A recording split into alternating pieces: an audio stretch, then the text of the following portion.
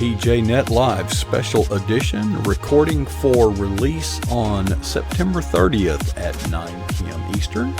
And I hope that's the time you're hearing this. Our bumper is running, our background is running, our guest is waiting. We will switch to Studio 8 in 5, 4, 3, 2, 1. Well, good evening and welcome to PJNet.TV. This special recorded edition is being brought to you because I am presumably in Atlanta, Georgia, videoing an event there, which we'll hear more about when I get back, I presume. Glad to see any of you that are watching this on maybe YouTube or maybe Facebook, and we're so glad you've joined us. By the way, the same program can be watched in our live chat room at pjnet.tv, and you can enjoy the fellowship of the wonderful people, our PJNet family that hangs out there. Now, folks, this is kind of a redo, take two. We had scheduled our guest earlier, but there were some problems that were actually out there on the internet. Had nothing to do with us or YouTube, but nonetheless, we have rescheduled and we're recording this now. And with us, all the way from where she lives, wherever that is, in an undisclosed location, is AngelaGeorgantas. There. Did I pronounce Angela correctly? Yes, you sure did. Well, and Georgantas too. Okay, well, the first part is easy. Yeah. And Angela, this is kind of your first appearance on PJNet TV. It's my understanding, if I recall, that you found out about this from a good friend of yours, Rachel Colby. Yes, she's a friend of mine. I met her on Twitter. And she blogs, and she's the one who actually got me into blogging. Well, speaking of blogging, folks, one of the things I look for when we're kind of, I don't like to, vetting, for lack of better word, vetting guests. The thing I always look for is I go to their blog and I try to look at the dates of the publication of the blog, and I don't use the word regular, I use the word predictable. And I commend you, Angela. You have been predictably blogging week after week after week. And all that is at, and I'll put this on the screen, it's not hard to spell, unlike your last name. No longer lukewarm.com. How long have you been blogging? I didn't go all the way back. It's been about a year and a half. A year and a half. And was it because you and Rachel talked about it and she persuaded you into that? Actually, it's kind of a funny story how it happened. She and I, we do healthy faith chats on Twitter. Mm-hmm. And so we got to know each other, and she knew that I'm an English teacher, but I like to write, and she encouraged me to start blogging. And I said no. I kept saying, I wouldn't keep up with the blog, and even if I did, who would read it? And I realized on hindsight, those were really just the enemy's lies, because one day I just sort of got this wild hair. I just kept saying no, and then one day I was doing it, and I ended up just putting down some money on a WordPress site, and I got in there, and it was harder than I thought. I had erased my contact button. I turned the background red. It was hideous, and I went to my good friend Rachel, and I said, help. And you're responsible for this. And she said, well, I can't really help you with the website part, but I'll tell you the person who helped me in Michigan all those years ago. And she said, I'll give you her phone number. And so she gave me her phone number. We were supposed to talk. And I took one look at the phone number, and I couldn't believe it, because the girl who helped Rachel with her website all those years ago in Michigan now lived in Texas, about 10 minutes away from me. No way. It was such a God thing. And so she and I got together that next Saturday at Starbucks, and she put my contact button back, and she erased my hideous red and helped me get set up. And from that moment, I just knew that God was in it. And at the time that you started this, you said, I'm on a blog. What are you going to blog about? Well, I was going to blog about really my testimony, which is that I'm no longer lukewarm. When God found me, that's exactly where I was. And it started out as an outreach of my testimony. And from that time, really, I just, each week, because I do blog every Sunday, I put a new one out. Mm-hmm. And each week I start on Monday, God, what do you want me to talk about? What do you want me to talk about? And I just beg him the whole week. And then hopefully by the end of the week, he'll give me an idea and I'll pray the whole way through. Is this what you want? Is this what you want? And he helps me. And so I publish after church on Sundays in case the pastor says something that helps me, refine mm-hmm. some little part of it. So I'm going to ask it two ways. What is the earliest time during the week? So it comes out on Sunday. Uh-huh. So suppose it came out and immediately you get an inspiration for a new blog. What's the shortest time? And then the other side of that question would be, what is the latest that you've gotten the inspiration and done it and felt like, oh my gosh, I don't know if I'll hit the publish button before the stroke of midnight? It's been as early as the week before. He'll start talking to me about something. And there are some that really take a lot of research. So just, especially when I dig deep into the Old Testament, it'll take several days. So I've gotten them as early as the week before, and I'll start sort of looking at some stuff. But it has been as late as, I'd say, Saturday afternoon. Okay, well, that's not as bad as... But you've never missed a week, never been late. No, praise God. All right, well, let's keep that up, okay? Because I think that's, when I look at it, that just tells me that this person's committed. That's what it tells me. Now, other people that I talk to says, well, you need to be regular so you can build an audience. Well, okay, so we're both right. Your audience expects you to be committed. So, year and a half later, was there one that really stood out and did great, or better than the others, if not great? Actually, there's one that consistently, virtually every single day, Google will bring a couple people on this one blog. And it's the one that when I think of it, when I'm praying, I say, God, give me another one like that one, because I believe it's reaching people. Mm-hmm. And that was the 9 reasons why God doesn't hear your prayers. And so I went through biblically to the places in the Bible where it says, God doesn't hear when, this and that. Mm-hmm. And consistently 2 to 3 people, sometimes up to 10 or 15 will come on a day to look at that one. And that was probably about a year ago, maybe not quite that long. Okay. So early on you had a pretty good experience. So that's good because, mm-hmm. Sometimes it's easy to give up. It's like, it's sort of like PJ now. Why am I doing this? Yeah. I'm doing this in obedience. To be honest, I mean, yeah. I do want a lot of people to hear and see this. I sincerely do. But I assure you this, if not a single person watches it, I'm going to do it anyway because that's what God is wanting me to do. And until I hear otherwise from him, this is what I'm going to do. You did something. I went to nolongerlukewarm.com because for the longest time let's go over that. Folks, Angela was actually scheduled, originally on a Thursday, I believe. And it kind of slipped up on me, a first-time guest, because we like to do a dry run and make contact and kind of go over what, And I realized, here it is Thursday. She's coming on at 9 p.m. and I have a name. I don't have a phone number. I don't have an email. And I really, really kind of fumbled the football. So I contacted our associate producer, Barbara Byers, Sunbelt Girl on Twitter. I said, Barbara, this one got by me. Here it is Thursday. She says, well, you're not going to believe this. She called a week ago thinking she was on a week ago. And so you were panicked the week before. Yes. I was panicked the week of. And it's really going to happen now, almost a week later.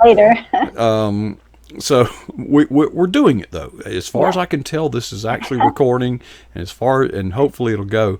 When I went to nolongerlukewarm.com, I saw something that impressed me and really You don't see this very often, but one of the things when you go there, folks, there is a video where, Angela, you got in front of a camera, and I'm sure you were completely at ease, and gave your testimony, and it's what, about 7 or 8 minutes, something like that. Was that hard? That was so hard. I did not want to do that. And how many takes did you do, really? One. Oh, okay. I just did it, and I said, "This is God. This is what it is, and here it is." Because I just couldn't bear to go through it again, so I did it one time, and I was crying in the middle, and you can tell that. And I just said, "This is an offering," and that's all it was, because I did not want to do it, but I really, really felt strongly that God wanted me to put that out there. And was this suggested to you, or did you just spontaneously just come up with it? I really believe that's what God told me to do. I think he wanted my testimony out there, because I think a lot of people out there are where I was, and they don't even know what they don't know. It's like I didn't. That's a tough position to be in. Yeah. It is.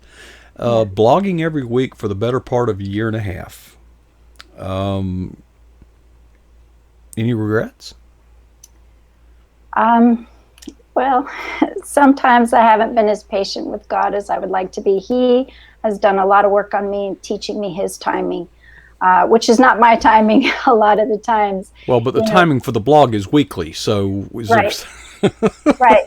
But, the enemy gets in there, and he says he's not going to give it to you this week. You got it last week and the week before, but he's done. He's done talking to you. You're in over your head anyway, right? Yep. Yeah. Yep. You just might as well quit. And, I would get to the point where I'd be like, well, I guess he's not going to give me one. And then, it's embarrassing, and it's something that I had to repent about. But, he's teaching me little by little. And so many of the blogs, they teach me probably as much or more than they teach anybody else. And that's one of the things I love about it. Well, I'm glad you said that, because there was a time when I wasn't blogging. I was doing the same thing on video. I think that's called vlogging. Mm-hmm. That sounds so terrible. What are you, vlogger? Sounds like you're doing something wrong, Sounds foreign. Yeah, sounds like a cuss word maybe, or something. But I'll tell you this, and of course doing these programs is likewise to less of a degree, but still the same. When you are committed, this is my testimony. Tell me on a scale of 1 to 10 how you would agree or disagree. When you are committed to producing content on a scheduled, regular, predictable basis, I don't know about you, but when I would finish one, and I know I'm going to do one a week later, my spiritual radar has to go up and pan the horizon, because you're always seeking inspiration, and you're always, you've got that funnel kind of, pointed toward heaven saying, pour something in. Yes. So honestly, my testimony is this: if nobody read your blog, do it anyway. Absolutely. Because it's going to cause you to grow spiritually just by doing it, if nobody ever read it. Right. What's your thoughts? Absolutely. Absolutely. I'm always looking around at the world and going, is that it? Is that it? No, that's not. Okay, how about that? Is that it?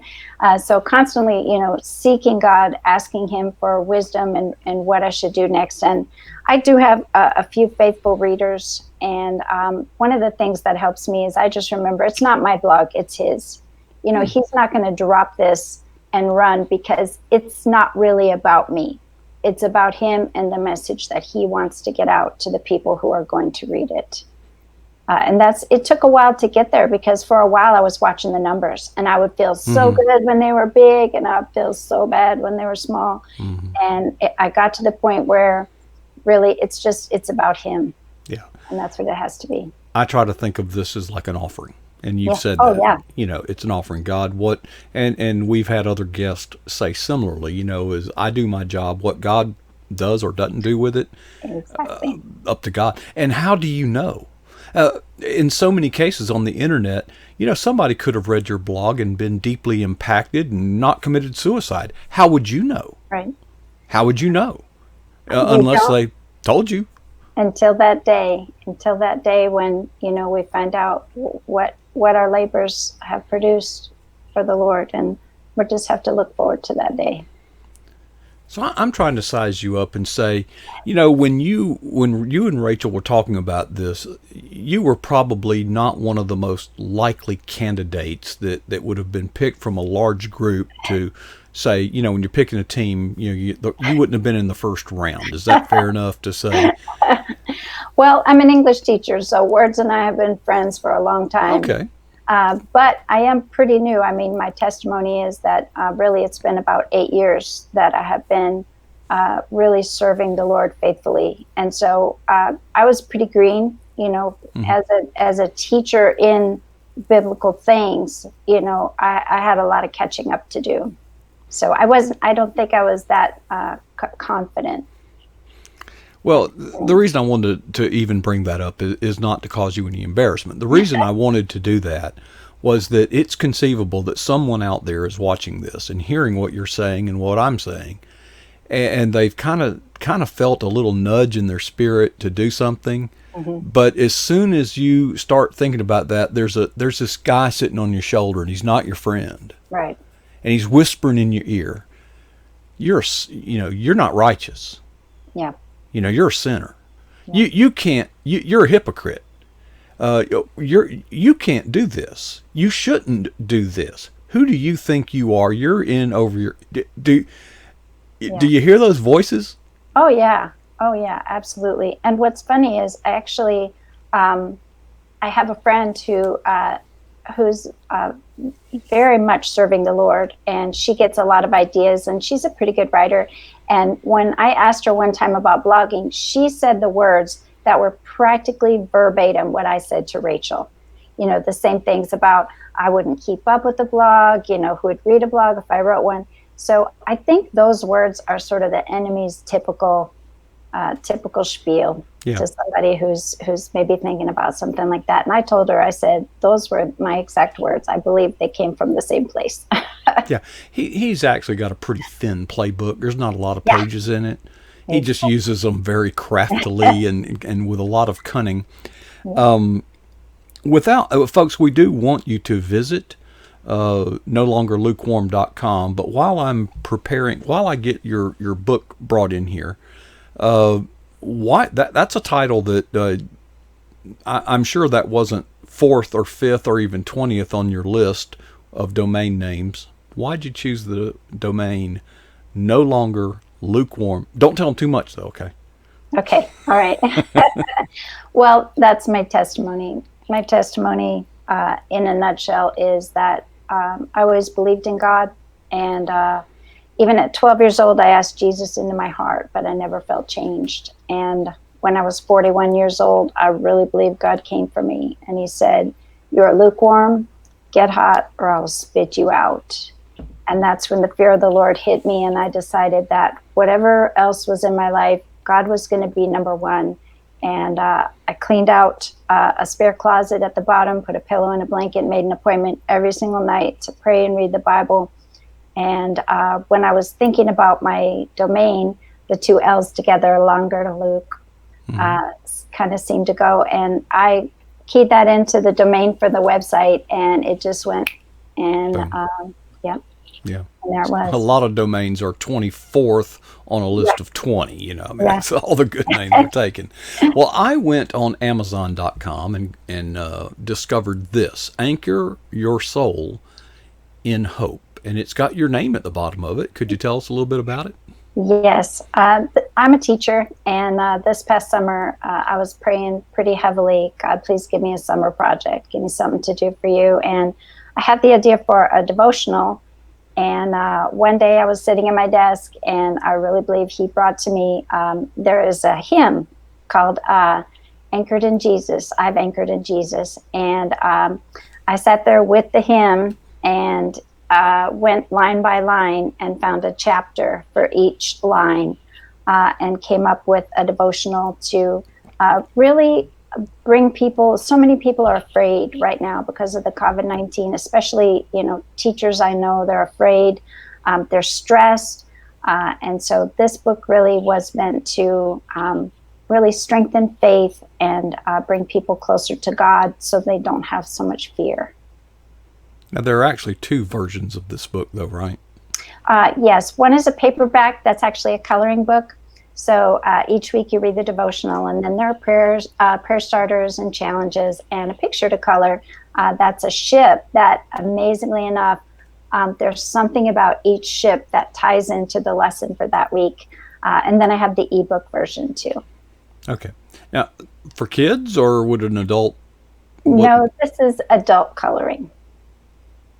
Adult. That's a thing. Okay. I'm an adult. I don't color, but that's okay. I'm probably... It's actually really relaxing.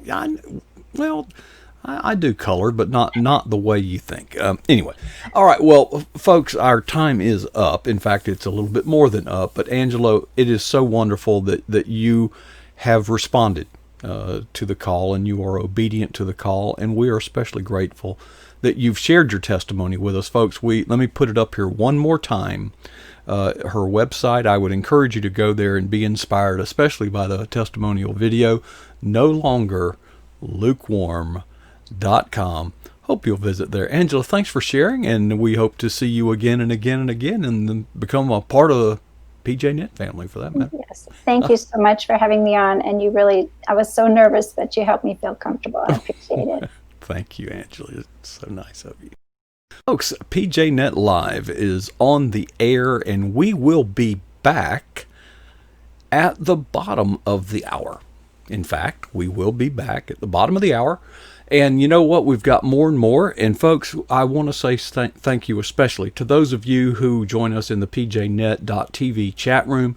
Thank you for all of those who join us in the world of the internet, whether it's on Facebook or YouTube or wherever this is seen.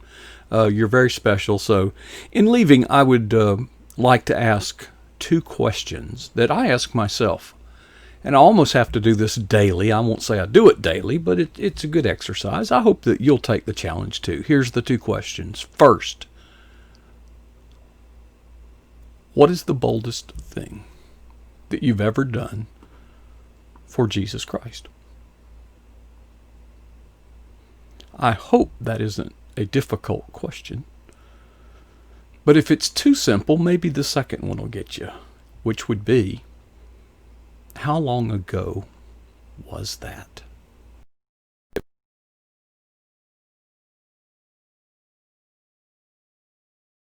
Would never be satisfied with either answer.